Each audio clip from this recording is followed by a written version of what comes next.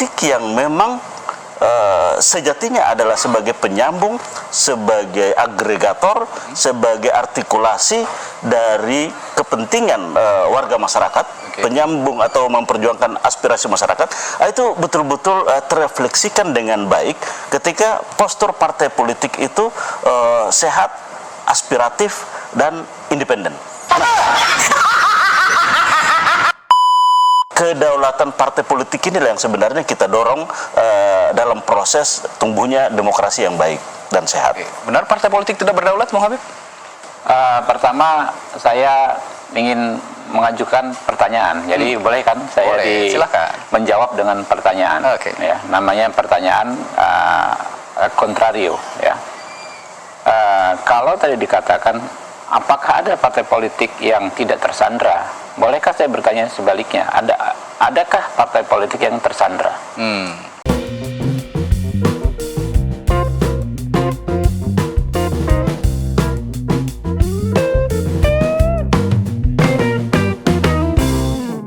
Assalamualaikum warahmatullahi wabarakatuh. Shalom, Om Swastiastu, nama budaya, salam kebajikan. Kembali lagi dengan saya di sini, Leonardo Sirait.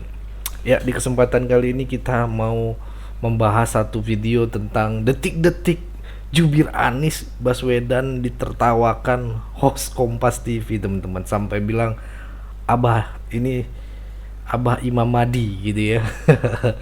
Ini menarik, teman-teman. Ya, kemarin ada yang viral tuh setelah Abah mengeluarkan statement di acara Mbak Nana ya, Mata Najwa, mengatakan bahwa partai yang tidak bisa mengusung beliau partai yang sudah tersandra politik. Wah, ini bikin kacau, teman-teman. Karena apa? Ketua-ketua partai akhirnya marah, teman-teman, setelah bilang kepada Partai Nasdem dan sebagainya, PKS, bahwa saya itu tidak butuh partai, bisa menjadi capres dan tidak harus masuk partai untuk masuk Gerindra. Dan kali ini, teman-teman, dia mengatakan bilang bahwa partai yang sudah tersandra politik, yang mengusung dia semua itu semua udah tersandra politik gitu katanya. Waduh, ini bahaya sekali, teman-teman. Oke, langsung aja kita mulai videonya.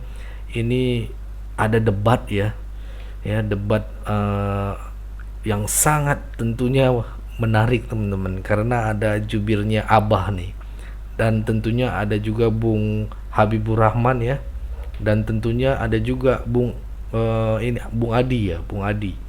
Oke, tanpa berlama-lama, mari kita saksikan dulu video berikut ini. Apa maksud pernyataan Mas Anies ini?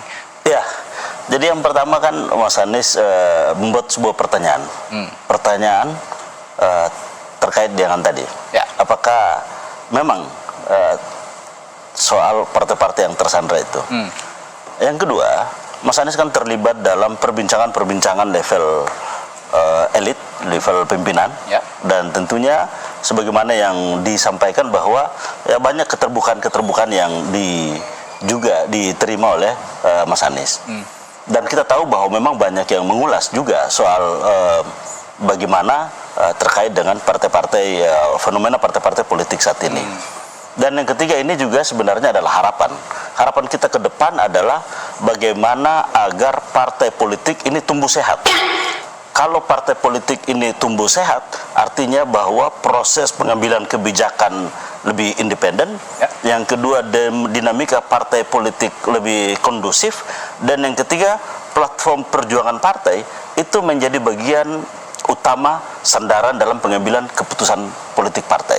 Nah, sehingga harapan kita ke depan bahwa tidak ada lagi cawe-cawe untuk masuk ke dalam internal partai politik. Yang kedua, tidak ada intervensi kekuasaan dalam proses politik di internal partai. Dan yang ketiga, bahwa partai politik yang memang sejatinya adalah sebagai penyambung, sebagai agregator, sebagai artikulasi dari kepentingan warga masyarakat, penyambung atau memperjuangkan aspirasi masyarakat. Itu betul-betul terefleksikan dengan baik ketika postur partai politik itu sehat, aspiratif, dan independen. kedaulatan partai politik inilah yang sebenarnya kita dorong dalam proses tumbuhnya demokrasi yang baik dan sehat. Benar partai politik tidak berdaulat, Bung Habib? Pertama, saya ingin mengajukan pertanyaan. Jadi boleh kan saya silakan menjawab dengan pertanyaan. Ya, namanya pertanyaan kontrario. Ya. Kalau tadi dikatakan, apakah ada partai politik yang tidak tersandra? Bolehkah saya bertanya sebaliknya?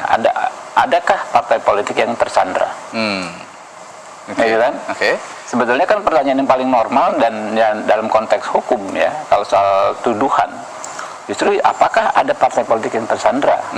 Bukan pertanyaan negatif, karena pertanyaan negatif itu nggak akan bisa dibuktikan. Kalau pertanyaan positif, apakah ada yang tersandra, tinggal ditunjuk yang mana, ya kan, lalu dibuktikan. Itu dialektika, dialog yang menurut saya lazim. Nah, terus soal sandra menyandra dan soal kekuasaan, menurut saya saya punya perspektif yang lain. Di era post-truth seperti saat ini, kekuasaan bukan hanya administrasi birokrasi sebagaimana di zaman dahulu pemerintahan saja, bisa juga misalnya dengan pressure media sosial dan lain sebagainya. Bisa nggak misalnya, ya kan ya, seseorang ya kan mengatakan menyandra partai politik dengan tuduhan sandra tersebut. Menyandra partai politik dengan tuduhan sandra. Partai politik kalau tidak mencalonkan saya, misalnya Habibur Rahman, berarti tersandra.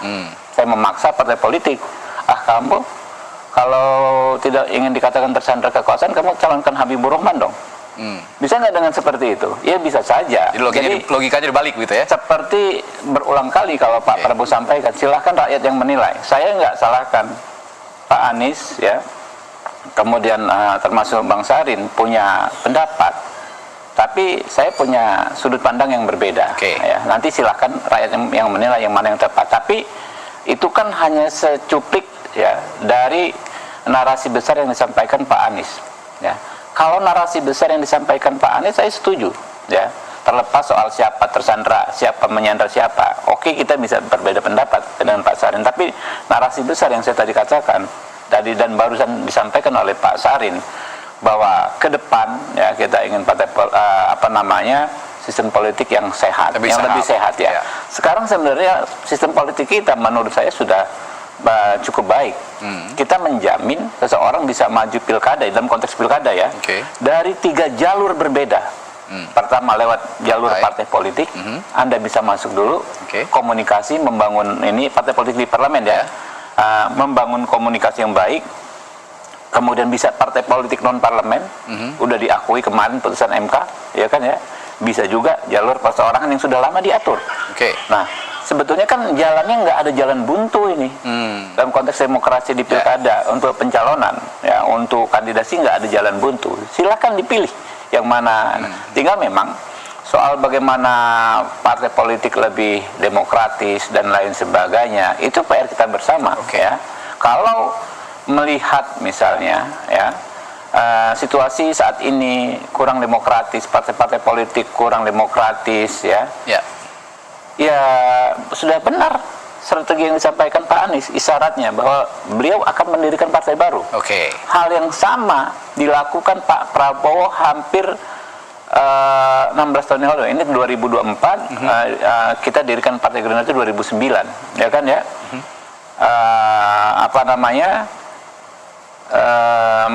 Ketika itu Pak Prabowo gagal konvensi di Partai Golkar, tapi beliau nggak menjadi-jadikan Partai Golkar.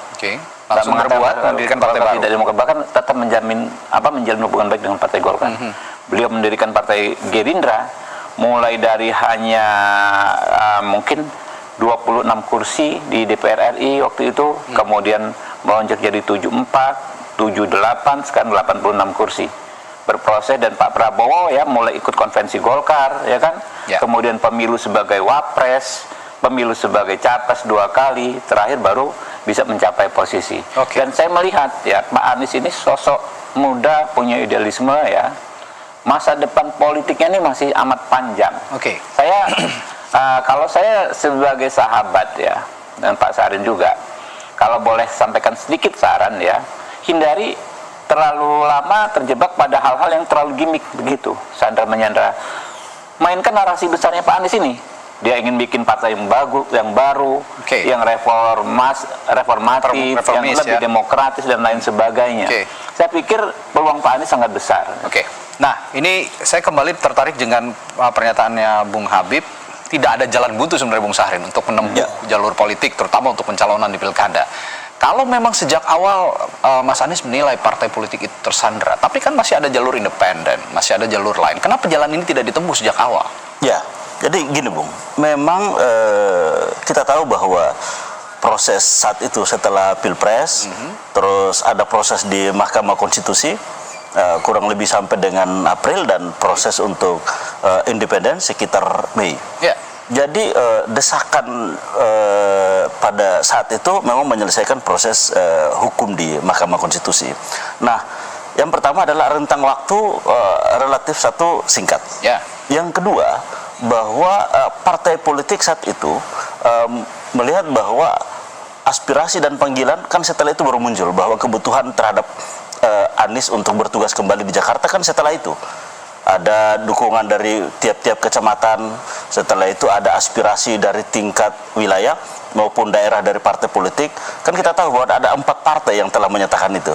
Ada Nasdem, ada PKS, ada PKB, dan PDI Perjuangan yang dari pimpinan wilayah maupun daerah dan naik ke atas di tingkat pusat. Tapi kita tahu juga bahwa konstelasi nasional, kehadiran Kim yang juga terkait dengan jalannya pemerintahan ke depan.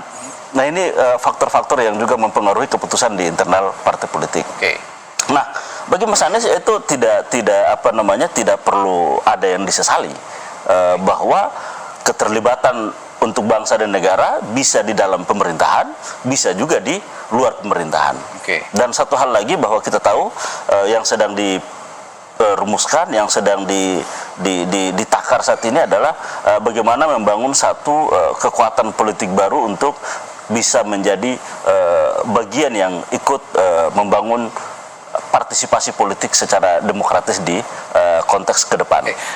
Artinya Anda mau mengatakan bahwa waktu yang singkat dan rayu-rayu politik dari partai politik itu juga sedikit menyempitkan ruang gerak Mas Anies untuk maju di pilkada. Gini, kalau kita lihat bahwa keputusan partai ini kan sesuatu yang betul-betul istimewa, sesuatu yang begitu mewah, bahkan sakral, sehingga dijaga. Kan kewibawaan keputusan partai itu kan tinggi. Nah, saat itu kan sudah begitu banyak dari aspirasi dan juga keputusan partai terhadap Mas Anies maju di Pilkada DKI. Nah, cuman kan ternyata bahwa keputusan itu kan lantas berubah.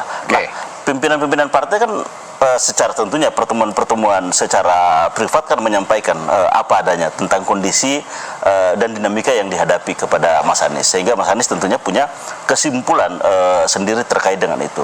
Tapi bahwa kita kan tidak mesti larut di situ, bahwa sudah harus ada langkah-langkah proyeksi ke depan dalam konteks partisipasi politik dalam kontestasi politik ke depan. Bung Adi Prayitno, benar partai politik tersandra kekuasaan seperti yang dikatakan Anies Baswedan? Betul apa yang dimaksud dengan sandra kekuasaan. Kalau partai-partai itu tidak jadi usung Anies misalnya hanya karena ingin bergabung dengan koalisi Prabowo Gibran di 5 tahun yang akan datang, apakah itu juga masuk dalam definisi sandra kekuasaan? Karena kalau kita melihat seperti PKS ataupun Nasdem, kan mereka punya intensi untuk bisa menjadi bagian di kekuasaan di 5 tahun yang akan datang. Kalau itu disebut dengan sandra kekuasaan, saya kira ini adalah sandra yang lillahi ta'ala dan ikhlas, bukan karena ada paksaan apapun. Menyandrakan diri. Artinya apa? Partai-partai ini kan merelakan diri untuk menjadi sandra dari kekuasaan itu. Kan itu memang tidak bisa dibantah, Mas. Artinya apa? Partai dalam hal ini tentu sudah mengkalkulasi untung dan rugi.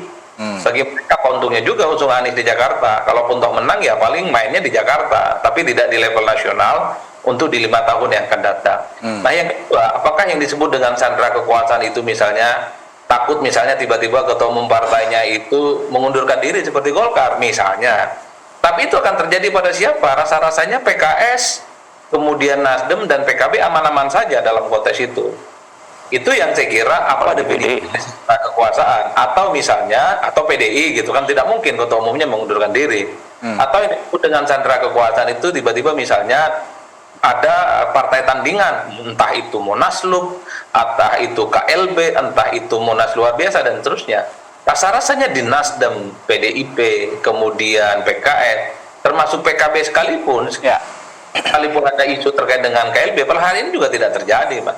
Hal-hal yang semacam ini bagi saya perlu untuk dijelaskan. Tapi kalau kita yang melihat dari jauh, memang partai-partai non-Kim ini ada intensi untuk menjadi bagian dari kekuasaan politiknya Prabowo dan Gibran. Karena di 5 tahun yang akan datang, ini kan akan sepi politik, Mas. Jadi tidak jadi menteri, tidak menjadi bagian dari kekuasaan. Kayaknya memang kehidupan politik mereka akan gelap gulita. Maka opsinya ya harus bergabung dengan Prabowo dan Gibran. Oleh karena itu bagi saya ketika tidak mengusung Anies, itu adalah bagian dari uji loyalitas, bagian dari uji militansi sebenarnya, supaya visi misi dan keinginan partai-partai yang non-Kim ini harus seiman lah pilihan politiknya. Jadi dalam konteks itu bagi saya harus dijelaskan ya. Kecuali misalnya yang disebut dengan sandera kekuasaan itu ada paksa-paksaan. Jadi kalau partai ini tidak mendukung atau bergabung dengan Anies, maka partainya akan diambil alih. Atau misalnya proses-proses hukum yang terjadi pada ketua umum mereka itu akan diungkap dan seterusnya. Mungkin ini tidak elok aja. Mas Andi, saya tertarik dengan uji loyalitas yang Anda katakan tadi. Nah, kalau kabar yang beredar, informasi yang beredar bahwa Anies Baswedan diminta oleh PDI Perjuangan menjadi kader agar ada komitmen politik begitu dalam mengarungi pemerintahan lah. Kalau misalnya pun terpilih misalnya di Pilkada Jakarta. Tapi hal itu konon ditolak oleh Anies Baswedan karena itu tadi alasan tadi ada kepentingan khusus begitu yang dialamatkan kepada partai politik sehingga tersandera. Apakah ini juga logis penolakan terhadap partai politik yang Anda kaitkan dengan uji loyalitas tadi? Nah, itu justru yang kedua yang ingin saya jelaskan. Oke.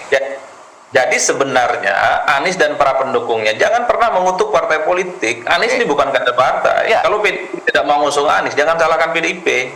Kalau PKS tidak mau usung Anies, jangan salahkan PKS. Anies ini bukan kader PKS, bukan kader PDIP, bukan kader PKB dan juga kader Nasdem. Kecuali ya PKS itu kadernya adalah Anies Baswedan dan tidak mengusung, baru kemudian bisa marah-marah. Problemnya Anies ini outsider, tidak bisa menuntut lebih dari partai politik. Oleh karena itu bagi saya pilihan ketika Anies ingin mendirikan partai politik itu diapresiasi oleh banyak orang. Sudah banyak contoh di negara ini, orang-orang hebat, orang-orang top, ketokohannya sudah mulai diakui. Ketika mereka tidak punya cantolan politik tapi bermimpi ingin jadi presiden, bikin partai. Dulu ada Wiranto ya keluar dari Golkar, dia bikin Hanura. Ada Prabowo keluar dari Golkar, bikin Gerindra. Ada Nasdem, Surya Paloh keluar dari Golkar, bikin Nasdem. Bahkan sekelas Fahri Hamzah setelah tak lagi di PKS bikin Partai Gelora. Bahkan sekelas Amin Rais senior, tokoh reformasi, setelah terlempar dari PAN, bikin partai politik. Masa Pak Anies nggak bisa? Ini yang sebenarnya dituntut. Oleh karena itu saya ingin mengutip pernyataannya Bung Syahrir, bahwa bukan Syahrin ya, Syahrir. Jangan pernah mengutuk kegelapan, jangan pernah mengutuk partai politik. Anies pernah menuntut partai, menuntut dirinya. Dan Anies mulai lupa setelah kalah dalam Pilpres, aura politiknya hilang, lenyap. Karena bagi mereka, partai-partai ini memang ketokohan dan figuritas Anies itu tidak bisa diandalkan juga. Terbukti dalam Pilpres yang kalah. Wajar kalau kemudian yang dulu para pendukungnya di Pilpres ini balik badan dan lebih berfungsi dengan alasan kalkulasi untung dan rugi bergabung dengan Kim. Nah, itu tadi videonya teman-teman. Kan sudah teman-teman lihat ya videonya. Tadi penjelasannya gitu ya. Pokoknya kronologi yang sebenarnya terjadi gitu ya. Sandiwara ataupun drama abah lah kira-kira ya yang terjadi di sini. Kalau menurut kalian bagaimana pandangan kalian ya? Nanti tulis di komentar ya. Jadi semua itu tidak bisa dengan instan teman-teman ya. Jadi semua itu butuh proses teman-teman ya. Dan betul sekali kata Bung Adi Pranitno itu ya. Banyak sekali contoh-contoh tokoh politik yang keluar dari partai gitu ya. Ibaratnya orang-orang yang udah keluar akhirnya bikin partai gitu ya. Tokoh-tokoh politik yang keluar dari partai akhirnya mendirikan partai sendiri gitu ya. Ya benar ya, kayak Prabowo dulu di Golkar juga dia keluar, terus Surya Paloh juga keluar gitu kan, dan akhirnya membangun Nasdem. Masa iya orang kayak sekelas Mas Anies kan ya kan, orang yang pintar, kalau kata anak abah nih, orang yang paling jenius gitu ya, masa iya gitu ya, hanya mau instan gitu, atau hanya ingin memanfaatkan partai politik, teman-teman ya. Janganlah gitu. Kalau memang apa, ya udah maju independen aja, kayak apa Dharma Kun itu kan dia independen. Kalau memang anak-anak abah banyak pendukungnya, kenapa nggak independen gitu, kumpulkan KTP gitu kan, dia kan punya jejak rekam yang dulu gitu kan menjadi gubernur, tapi dia tidak lakukan itu, teman-teman. Karena apa? Karena memang nggak ada gitu ya, bisa jadi karena nggak ada gitu, teman-teman ya. Nah, dan saya tadi ada yang menarik itu tadi, teman-teman. Tadi jubirnya Mas Anies yang pertama, beliau mengatakan seluruh partai politik ya kan itu udah ini apa udah tersandra ya. Yang kedua tadi bikin saya kaget, dia menyalahkan waktu, teman-teman ya. Astaga, waktu aja disalahkan, teman-teman. Waktu pun mereka salahkan ya kan. Ya inilah anak-anak abah gitu ya. Kita sadar lah ya. Dulu waktu menjabat Anies juga menyalahkan angin, menyalahkan air hujan. Air hujan itu nggak boleh ditahan, harus turun ke tanah gitu ya. Emang harus tergenang, tunggu aja 6 jam baru akan surut gitu kan. Udah biasa itu, teman-teman ya. Jadi silahkan gitu ya, udah pastilah gitu ya ininya. Ada orang yang begitu ribet gitu ya, bernama Anies gitu ya. Ya bayangkan aja nih kalau kita cocokin ya, Prabowo yang 3 kali kalah saja bisa tenang, teman-teman. Terus Megawati ya 2 kali kalah dengan SBY kan, biasa-biasa aja gitu. Jika juga pernah JK ini juga pernah kalah gitu kan ya, toh baru kali ini capres kalah terus ngotot maju pilkada tapi gagal gitu, lanjut tuduh sana sini ya kan. Pusing kali pala ini, teman-teman ya. Ini ya ngelihat si A ini gitu kan, mau ikut jalur independen, nggak punya uang kali ya. Jadi karena mereka merasa hebat, nunggu ada yang mencalonkan lagi gitu kan. Kalau sudah tidak menguntungkan partai, ya ngapain mencalonkan gitu loh. Ya kan, partai sudah berdarah-darah nih gini ya.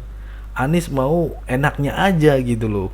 Itu kan culas banget, teman-teman, culas. Rugi dong gitu ya, teman-teman. Kalau yang lagi viral, rugi dong gitu ya, harus ada feedbacknya lah, hitung-hitungannya itu jelas gitu, karena semuanya kan punya anggaran gitu kan.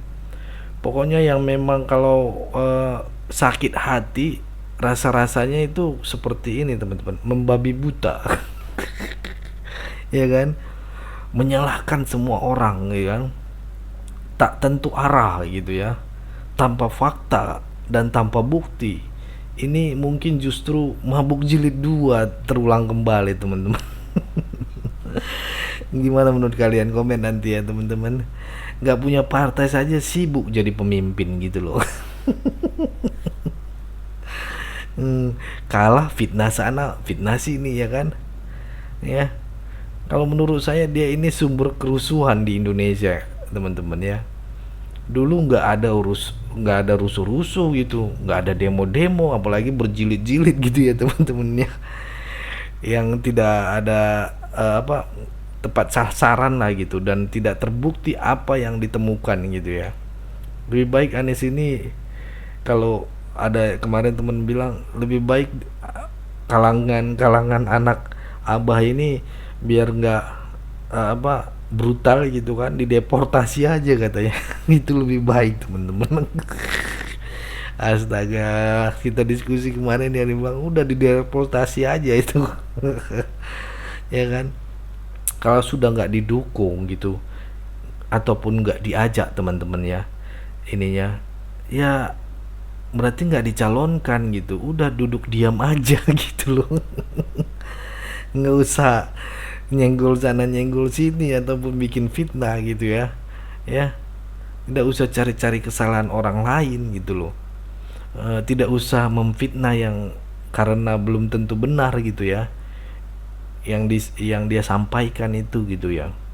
Nah, imbasnya dari tidak dicalonkan pilkada DKI ini, pilkada Jakarta ini, kalau mau diusung ya salah satunya ya benar buat partai sendiri. Ya kan, ya Anda bikin partai sendiri. Ya kita lihat kayak Prabowo kan udah jelas dia Gerindra dibuat partai, dia bertahan tap gitu, akhirnya dia jadi presiden. Itu jalurnya udah pas teman-teman ya. Mau usung siapa aja itu haknya partai gitu ya, kalau punya partai sendiri gitu, bukan atas kemauan orang luar gitu ya. Ya kan internal partai juga diskusi gimana efeknya, gimana keuntungannya gitu, bukan gara-gara lo jenius terus lo diajukan gitu kan, enggak juga, ataupun elektabilitasmu bagus dan sebagainya, enggak juga ternyata temennya. Teman-teman ya, partai juga memikirkan gitu. Itu ya teman-teman, kalau sudah nggak dipilih itu pasti udah nggak laku lagi lah di pasaran. Efek suaranya saya hilangin teman-teman. Teman-teman pada komen bilangnya ganggu banget efek ini, cuman nggak seru gitu teman-teman kalau nggak ada efek ketawa-ketawanya. Tapi ya udahlah, itu permintaan teman-teman biar teman-teman bisa mendengarkan lebih jelas lagi apa yang saya sampaikan. Itu ya teman-temannya. Teman-teman bisa komen di bawah, dan pesan saya ini aja teman-teman ya buat teman-teman, jangan mau terpecah belah ya, jangan mau termakan omon-omon ya. Tentunya selalu berpikir positif dengan apa ya yang keputusan yang sudah dijalankan pemerintah NKRI harga mati ya teman-teman ya. Tetap kawal kemenangan Pak Prabowo dan Mas Gibran. Itu aja dari saya, terima kasih, sampai ketemu di video selanjutnya.